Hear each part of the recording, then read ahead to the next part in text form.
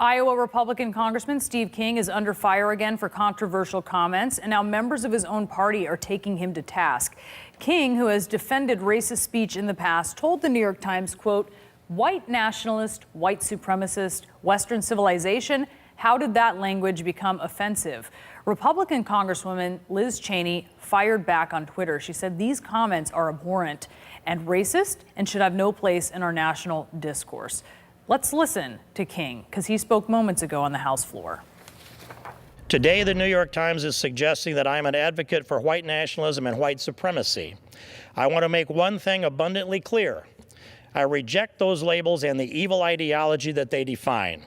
Further, I condemn anyone that supports this evil and bigoted ideology, which saw in its ultimate expression the systematic murder of 6 million innocent Jewish lives.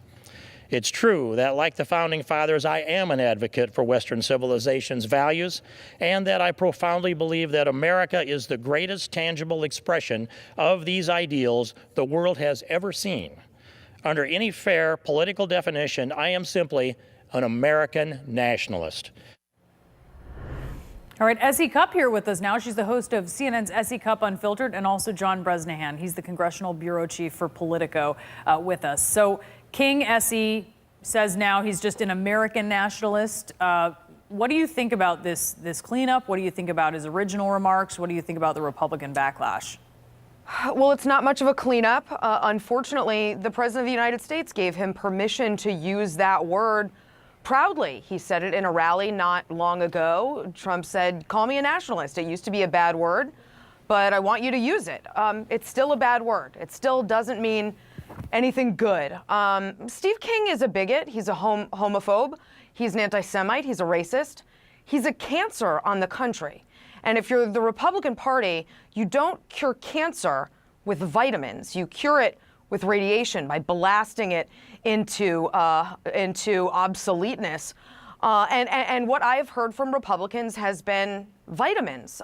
Kevin McCarthy echoed what Liz Cheney said, that there's no place in society or discourse for this kind of language. There's no place in Congress for it. Let's start with Congress. We can't get him out of society. We're not going to kill Steve King. We're not going to jail him for free speech or even for being a racist bigot. But we can start with Congress. So if you think that he's a cancer and a scourge on the country, then you should want him out of elected office. There's a mechanism for that, and Republicans should take it up immediately.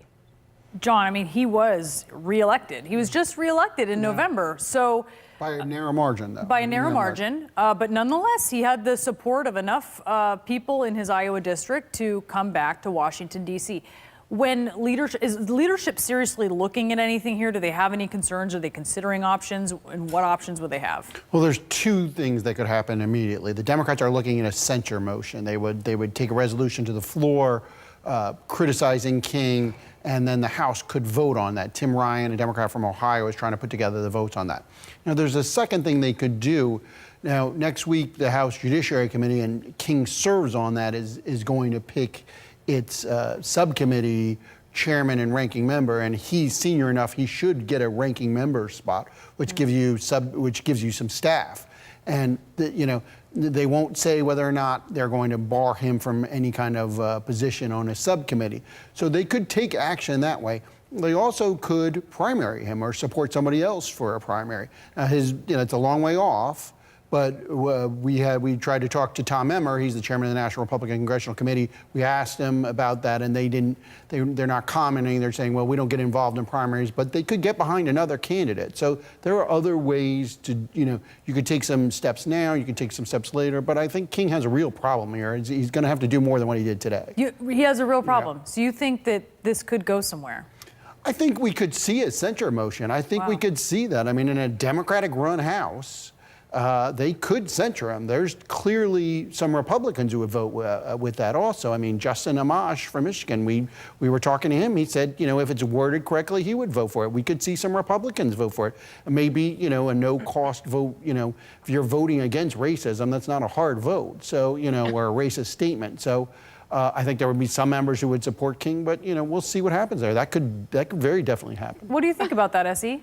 it shouldn't be a hard vote. Voting against racism should not be a hard vote. Voting against a accused child a predator like Roy Moore should not have been a hard vote, and yet we've seen far too little courage out of this Republican Congress. Look, you know, to John's point, you might not be able to get Steve King out until he is primaried in 2020, perhaps by Randy Feenstra, who's indicated he might run. But every Republican should be forced to be on record saying that this person should step down. And that's not hard either. Every single one of them, including leadership, should come up and say, this person does not represent us. He should not represent our party. And we want nothing to do with him. Congress wants nothing to do with him. Again, that doesn't do anything automatically, but at least it has Republicans on the record that they do not support what Steve King has said. Let's not forget, this isn't new. You know, Steve King has been saying this kind of stuff for a long time. Just last year, you know, 5 minutes ago, he was defending his association with an Austrian far-right organization with neo-Nazi ties, saying if they were in America, they would be Republicans. Is this a person the Republican Party is proud of? If not, Republicans need to say so.